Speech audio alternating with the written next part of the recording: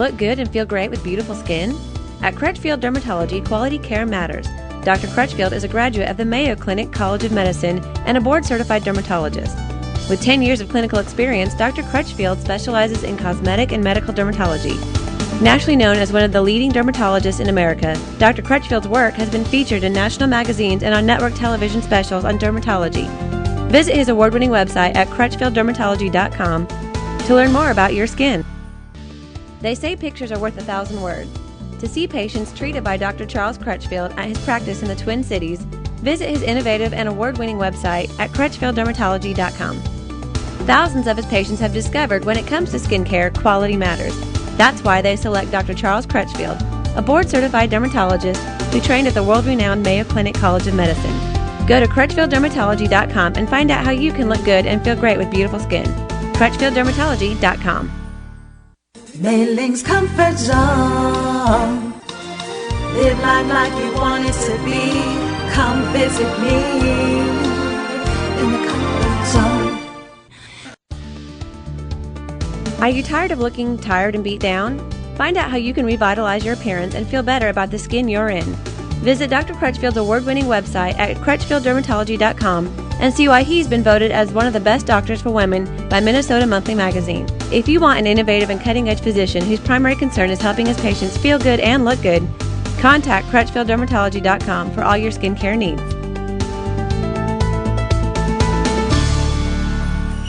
We're going to be speaking to Dr. Charles Crutchfield.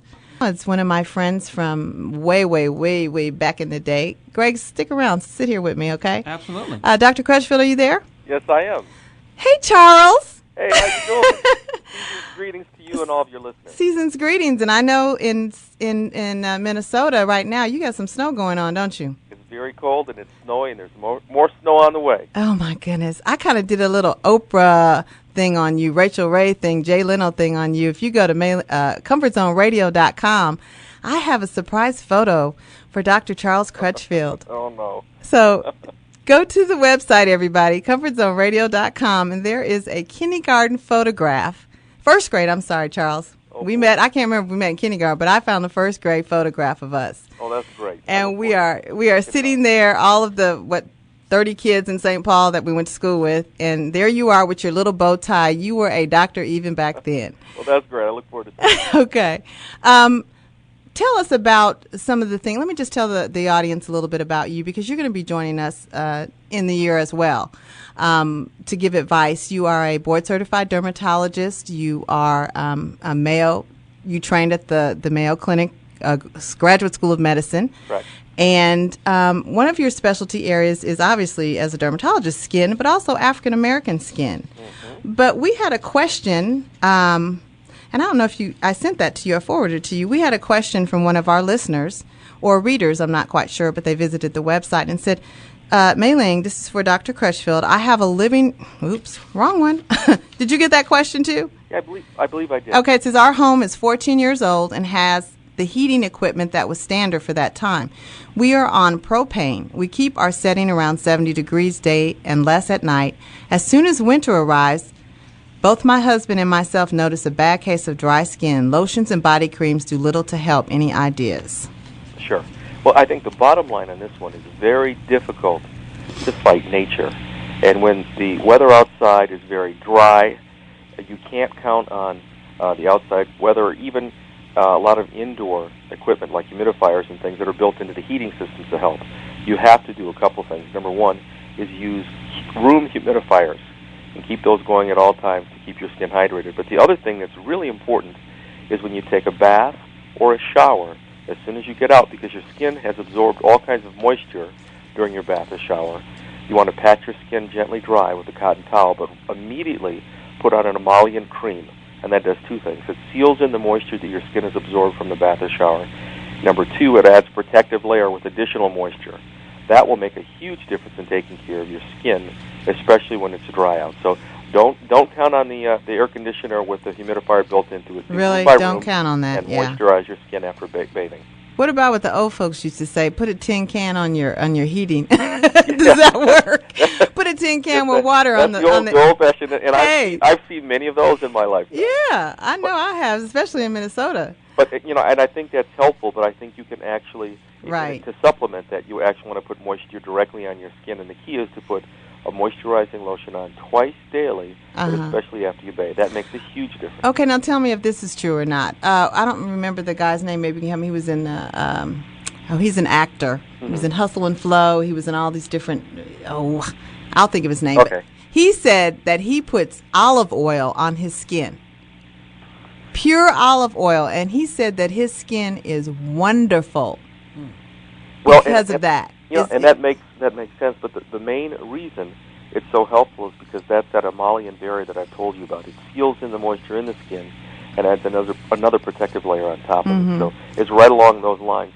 The main key is you have to do it. A lot of people say, "Oh, that's a great idea," but people don't always actually put moisture on twice a day. But once you do it, it makes a big difference. Also, most drugstores now have a special wand with a pad on it, so you can put the lotion on the pad and put it on your back. Because for most people, it's really hard to get didn't their know back that. covered. Yeah, and they're very inexpensive, and that too will help a lot, keeping the skin on your back humidified. Well, so as far as the home goes, it's really important then to have an extra humidifier, and they have so many up-to-date digital humidifiers now. And if you have a large home, obviously you're going to need one in several rooms. And for extreme cold, like in Minnesota, you're going to have to deal with the heat situation and the cold.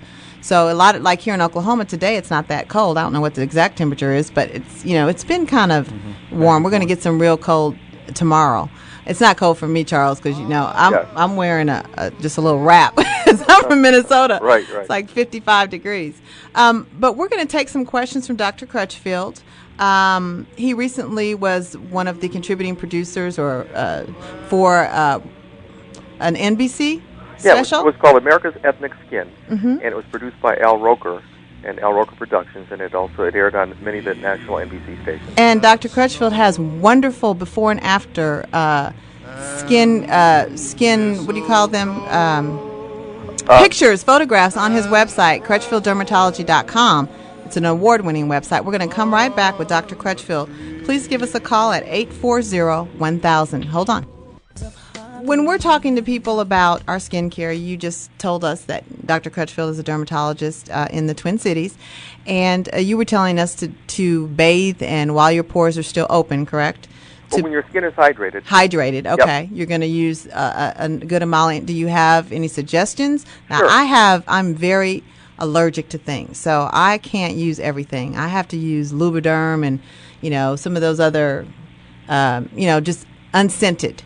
Sure. Well, here's, a lot of times when you develop an allergy or sensitivity, there are so many different ingredients in different cleansers and moisturizers. It could be as simple as one of the fragrances or one of the preservatives or one of the ingredients. But one of the things that you can do, kind of an at-home allergy test, is you can put just a little bit on your forearm twice a day for 3 days. And if you don't have a reaction there, it's probably safe to use all over. So that's a neat little trick you can do. And I even have that problem with colognes. I can only use a couple. I have to test it on my arm. Sure. I get a sample first, and then I have this group of 10 that I'm comfortable with, and then I tell my husband, by the way, don't buy me that don't waste your money, because I end up giving them away. And I have to use a Clinique, the lotion and stuff for my face, and I have been able to use some other foundations because they don't have any perfumes in them. Right. But and everyone's skin chemistry is different. I was fortunate enough to train at the Mayo Clinic. It was one of the few institutions that had a hospital that had actually a skin floor. There are not many hospitals that have a whole ward dedicated to people in the hospital with problems with their skin. But as a result, they had to develop a line of products that were really gentle, cleansers and moisturizers and skincare programs for these patients that were super gentle. And they worked so well. It's an interesting story that the pharmacists that helped develop these over the years in the hospital banded together and they started their own company. So they moved away just down the block, so they're still based in Rochester. And their products are called Vanicream, and that's one word, VANICREAM. Okay. It's the Vanicream company. It was developed just for skin care for hospitalized patients. So the Vanicream company. Now, do you carry that on your website?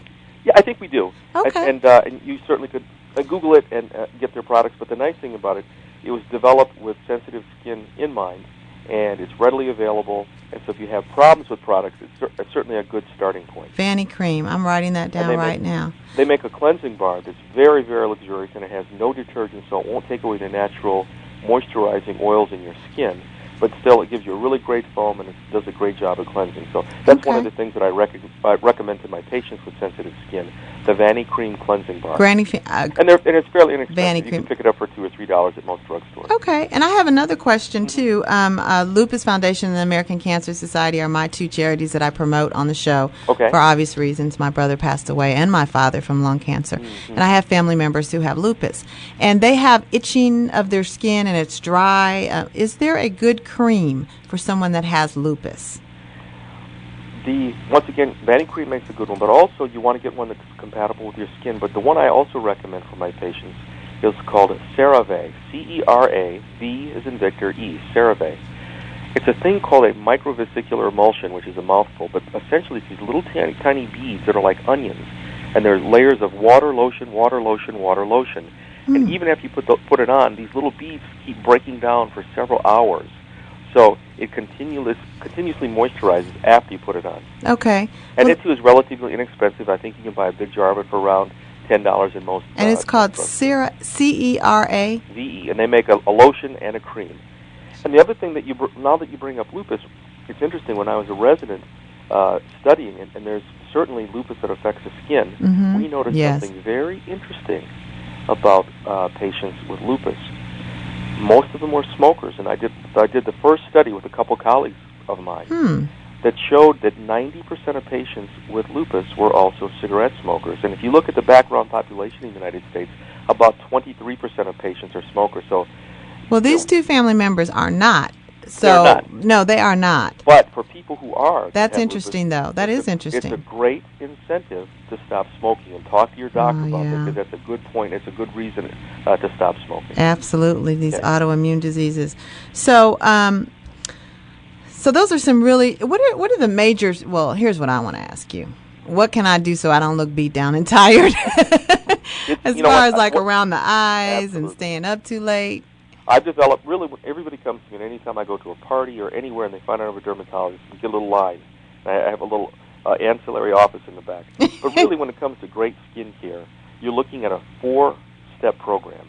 The first step is to gently cleanse. You want a cleansing bar without harsh detergents or fragrances or preservatives, and we talked about that. And, in a pinch, I think Dove Unscented, although it still has a little scent in it, that works well, too, for most people. But anyway, you want to gently cleanse. Then you want to hydrate the skin, and that's what I talked about, bathing, and then putting on a really good emollient moisturizer right after you take a bath or a shower, and apply it one other time a day, and multiple times if you're athletic and taking multiple showers a day.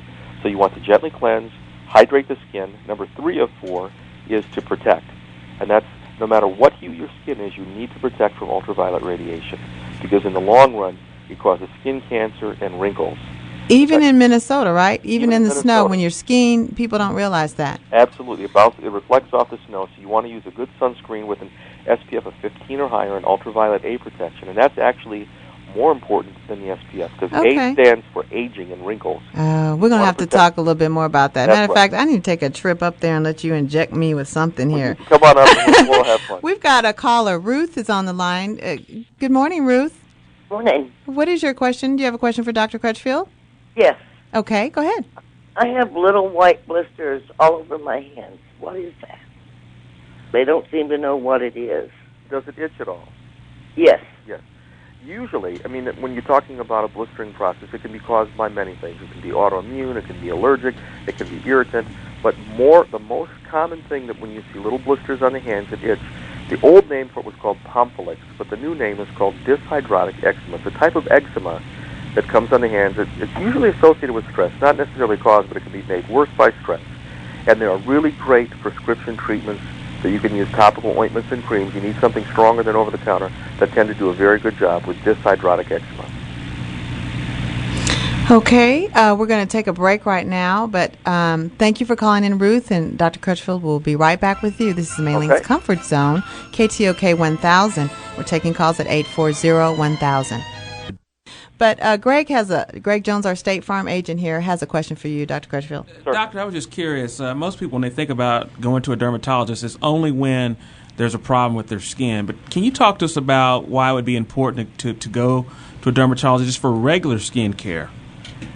Certainly, and oftentimes, just like any other physical examination, I think the general rule of thumb is for When you're in your 20s, you should have 2 general medical exams, 30s 3, 40s 4, and after age 50, you should probably look at doing a general medical examination every year. And if you've never had a baseline skin examination, you need to visit a board-certified dermatologist and establish baseline care. And at that point, you can determine how regular the skin care event should be, especially with respect to your family history. So you have a parent or a brother, sister, or grandparent with a history of skin cancer, then you can increase the frequency of that schedule. And is this true that skin cancer usually detected on the bottom of your feet? Did I read that somewhere? Well, you can, and that's one of the trickier ones to pick up. But skin cancer can occur anywhere, both sun-exposed and non-sun-exposed areas. And so I can imagine for elderly people, it's really important because if you don't have a husband or wife to check your body, and most of us don't want our husbands or wives to check our body anyway, right? You know, to look and see if you see an uneven mole or some changing things that are changing on your skin, you really do need to visit your dermatologist. Yeah, generally speaking, after age 50, okay. I recommend patients that have a skin exam at least every 2 years, unless they notice anything odd changing. And one of the catchphrases I use is see spot change, see me. See spot change, see me. That's right. Wow. You know, you are doing a wonderful job. I wish you were here in Oklahoma City, but I'm going to make a special trip down there, and we're going to talk about being beat down and tired around the eyes and what kind of, you have injections. You do a lot of different things. The 4 steps are gently cleanse, hydrate, protect, and then correct. And then correction involves lots of the new things like the filling agents and Botox and lasers, things like that. But those are the 4 steps to skin care. Okay, and there's a new product that's kind of been out that dissolves fat. Oh, yes. You know, what's that about? It's it's a little bit controversial, but it's been around since the late 1950s. It's called Lipodissolve, and essentially it's a natural protein derived. It's found in your skin anyway, but we use it from soybeans. You can actually inject it directly into fat, and it causes the fat to melt away. It's not a substitute for eating correctly or diet and exercise, things like that. But if you do have stubborn little areas of unwanted fat, like can I bathe in it? Like some guys say they're love handles or little pouches on the upper outer thigh, saddlebags, or little tummy pouches. It's great to reduce